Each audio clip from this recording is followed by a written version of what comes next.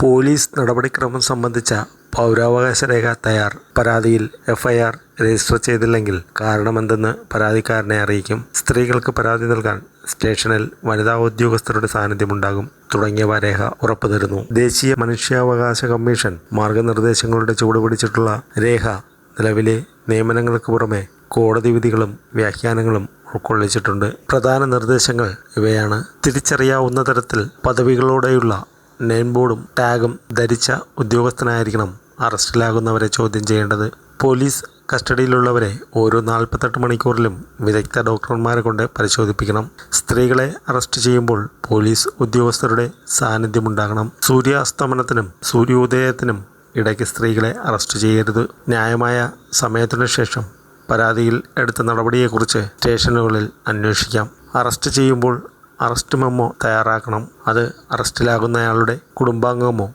പ്രദേശത്തെ പ്രമുഖനായ ഒരാളോ സാക്ഷ്യപ്പെടുത്തണം. അറസ്റ്റിലാകുന്നവർക്ക് അഭിഭാഷകനെ കാണാൻ അനുവാദം നൽകണം. അറസ്റ്റിനെ ചെറുത്താൽ ആവശ്യത്തിന് സേനാബലം ഉപയോഗിക്കാം. എന്നാൽ അറസ്റ്റിലായ വ്യക്തി രക്ഷപ്പെടുന്നത് തടയാൻ ആവശ്യമായതിലും കൂടുതൽ നിയന്ത്രണം ഏർപ്പെടുത്തരുത്. ഔദ്യോഗിക അനുവാദത്തോടെ എല്ലാ പൗരന്മാർക്കും ഏതു സമയത്തും പോലീസ് സ്റ്റേഷനിൽ പ്രവേശിക്കാനും നിയമപരമായ സേവനം ലഭ്യമാക്കാനും അവകാശമുണ്ട്.